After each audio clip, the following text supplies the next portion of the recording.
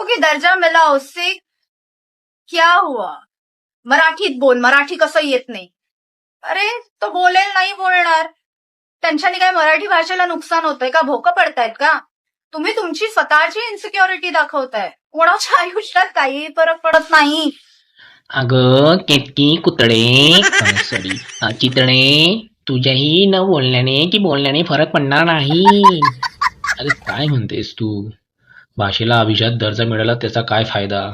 स्वतःच्या भाषेसाठीच तुम्हाला झटावं लागतंय. हो, झटावं लागतं. हक्काच्या गोष्टी मागण्यासाठी झटावं लागतं. भारतालाही स्वातंत्र्य काही ब्रिटिशांनी येऊन असं हातात दिलेलं नव्हतं.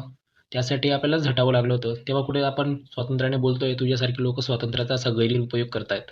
कळलं ना? आणि काय शब्द वापरतेस तू? तू वयाने एवढी व्यवस्थित दिसते, इतकी अनमॅच्युअर्ड कसं काय ग तू? भाषेला न बोलल्याने काही भोकं पडणार आहेत का? तू रिअल लाईफमध्ये पण अशीच आहे का ग? त्या कमेंट बॉक्समध्ये मला सांगतात लोक की का म्हणून तिला जास्त ट्रोल करताय, तिला प्रसिद्ध करताय. गरज आहे ना. अशी वक्तव्य करणाऱ्यांना ट्रोल करावंच लागतं. लोकांनाही कळू देत ही कुठल्या पातळीची लोक असतात म्हणून. आपल्या महाराष्ट्रातच आपल्याच राज्यात राहून अशा पद्धतीची वक्तव्य करतात.